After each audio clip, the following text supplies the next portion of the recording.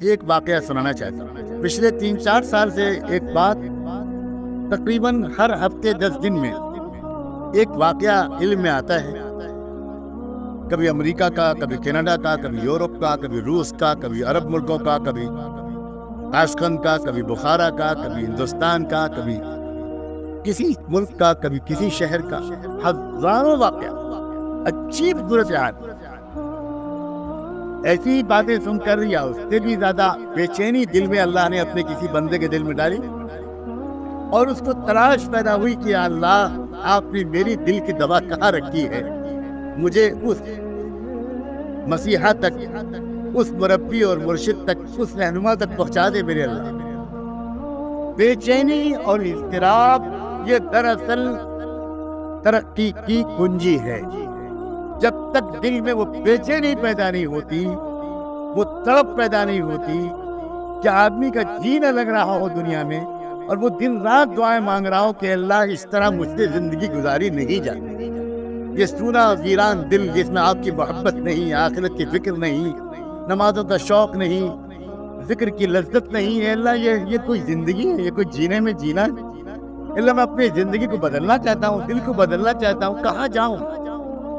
میری سمجھ میں نہیں آ پا رہا، میں چن نہیں پا رہا۔ آپ رہنمائی فرما دیں، جس کو استخارہ کہتے ہیں۔ سینکڑوں لوگ، بلکہ اب تو ہزاروں تک تعداد پہنچ گئی۔ عجیب معاملہ ہو رہا ہے، ہر کچھ دن کے بعد کوئی شخص ہمارے حضرت کے پاس پہنچتا ہے۔ اگر سفر کر کے جا سکتا ہے تو جاتا ہے، حج میں مل سکتا ہے تو ملتا ہے۔ ہر سال ہزاروں ایسے لوگ حج میں ان کو تلاش کرتے ہیں،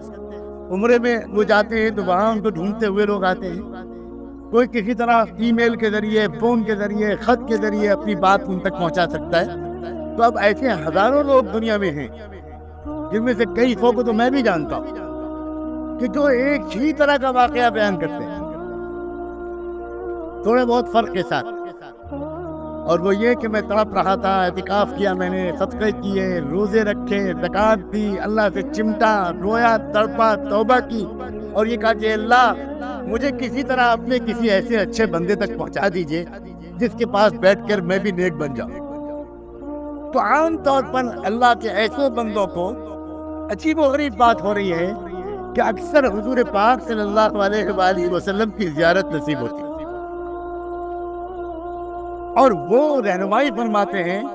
کہ ہمارا دوست ہے ذوالفقار، اس کے پاس چلے جا۔ میں مکہ مکرمہ کے ایک رہنے والے کا واقعہ آپ کو سنانا چاہتا ہوں۔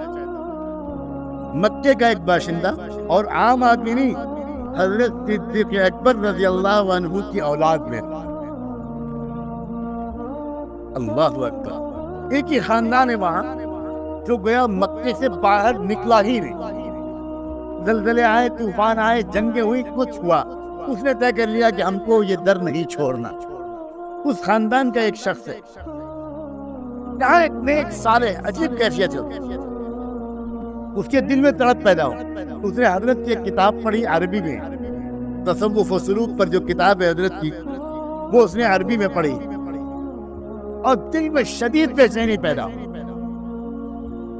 اور یہ بے چینی اس کو اس حد تک کر دی کہ پورے حج میں، وہ حج کے مجمع میں، بھیڑ میں، عرفات میں، مینا میں، حرم شریف میں، سڑکوں پر ڈھونڈتا پھرتا تھا، اور جو نظر آتا کوئی ہندوستانی یا پڑوس کے ملک کا، اس سے پوچھتا تھا کہ اس کتاب کے مصنف کو جانتے ہیں، کہیں ملاقات ہو پائے گی میری؟ عجیب دیوانگی کے ساتھ، یہاں تک کہ وہ مایوس ہو گیا۔ تو حج کے بعد مدینہ منورہ چلا، وہاں جا کر درود شریف کا اہتمام کر کے دعا مانگنی شروع کی، اللہ تعالیٰ سے کثرت سے دعا مانگنی شروع کی۔ ایک دن بالآخر اللہ تعالیٰ کی توجہ ہوئی اور حضور اکرم صلی اللہ علیہ وسلم کی زیارت نصیب، اور دیکھا کہ حضور بیٹھے ہیں صحابہ کرام کے ساتھ، ترتیب کے ساتھ صدیق اکبر رضی اللہ عنہ بیٹھے ہیں، ہمارے فاروق، سیدنا عثمان، سیدنا علی اور چند صحابہ، اور صدیق اکبر کے پیچھے لگے بیٹھے ہیں ایک اور بزرگ۔ حضور نے فرمایا کہ پریشان نہ ہو، ان کو تلاش کرو جو ابو بکر کے پیچھے بیٹھے ہیں، یہ یہیں کہیں ہیں، ان کو تلاش کرو، میرا سلام کہنا اور اپنے دل کے درد ان سے کہہ دینا مجھ تک پہنچ جائے۔ اب بہت دیوان کی تعریف کیا کرے، ایک ایک امام مسجد نبوی کے صفوں میں ڈھونڈتے پھر رہے ہیں، لوگ حیران کہ اس کو ہوا کیا اس شخص، یہ ایک ایک کو دیکھتا پھر رہا ہے، ایک ایک سے پوچھتا پھر رہا ہے، اس شکل کو دیکھ رہا ہے، اس صورت کو دیکھ رہا ہے کہ جو صورت خواب میں دکھائی گئی صدیق اکبر کے پیچھے بیٹھی ہوئی۔ بالآخر مکہ مکرمہ میں طواف کرتے ہوئے اس شخص کی نگاہ حضرت پر پڑ گئی، بس انتظار کرتا رہا کہ طواف مکمل ہو، اور طواف مکمل کے بعد وہ آ کر لپٹ گیا، وہ عجیب اس کی کیفیت، حضرت حیران، استقبال کیا، اس کو خیریت پوچھی، عربی زبان اس کی مادری زبان، ظاہر ہے کہ خالص عربی اور نسل عربی میں بات چیت شروع ہوئی۔ حضرت نے حضرہ اطلاق فرمایا آئیے گھر چلیں، ابھی اس نے کچھ کہا نہیں، گھر پہ آ کے اس نے آ کر اپنی بات کی، جب حضرت بیٹھ گئے اور اپنا تعارف کرایا اور کہا کہ میں بہت عرصے سے مانگتے مانگتے میری عجیب کیفیت ہے، میں پہلے ایک کتاب کے مصنف کو تلاش کرتا رہا، وہ نہیں ملے، پھر میں نے اللہ تعالیٰ سے بہت دعا مانگی، پھر آپ کی شکل مجھے دکھائی گئی،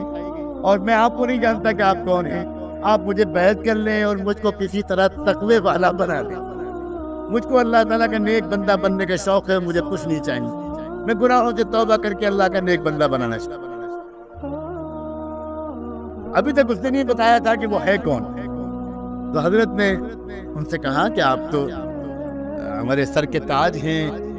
آپ عربی النسل ہیں، مکہ مکرمہ میں رہتے ہیں، اس عاجز کے پاس جو امانت آپ ہی کے آباء و اجداد کے سے ملی ہے وہ میں یہ عاجز آپ کو ضرور پیش کرے گا، ضرور پیش کرے گا۔ آپ انشاءاللہ حرم چلتے ہیں ابھی تھوڑی دیر میں، وہیں بیٹھ کر انشاءاللہ آپ کو بیعت کرے گا۔ وہاں بیٹھ کر بیعت کرنے کے بعد اس شخص نے اپنا تعارف کرایا کہ میں صدیق اکبر رضی اللہ عنہ کی اولاد میں۔ حضرت کھڑے ہو گئے اور بس حضرت پر عجیب کیفیت اور کہا کہ آپ میرے لیے مغفرت کی دعا مانگو،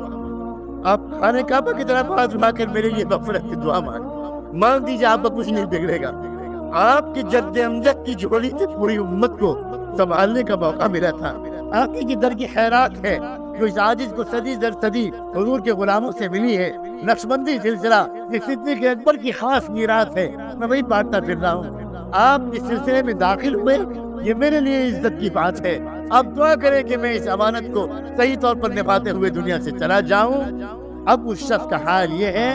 کہ وہ مکہ مکرمہ میں، مدینہ منورہ میں، گاؤں حاجیوں کے پاس، کونے والوں کے پاس، دکان جا کر عجیب اس کی کیفیت ہے، بس وہ ایک ہی بات بیان کرتا ہے کہ لوگوں فلاں تاریخ کو اللہ کا ایک بندہ آ رہا ہے، حرم میں فلاں جگہ بیٹھے گا، اس کو دیکھ لینا، اس کو بس دیکھ لینا، تمہاری آنکھوں میں انشاءاللہ حضور کی محبت آ جائے گی، اللہ کی محبت آ جائے گی۔ یہ اس طرح کے واقعات ہزاروں کی تعداد میں ہیں، اللہ ان کے وجود کو مبارک فرمائے، ان کی عمر پر برکت نصیب فرمائے، اور اس صوبے کو، اس شہر کو، اس کے ایک کچے پکے گھر کو، ہمارے ملک کو اور پورے عالم کو ان کے فیض سے اور ان جیسوں کے فیض سے بھرپور فائدہ اٹھانے کی تو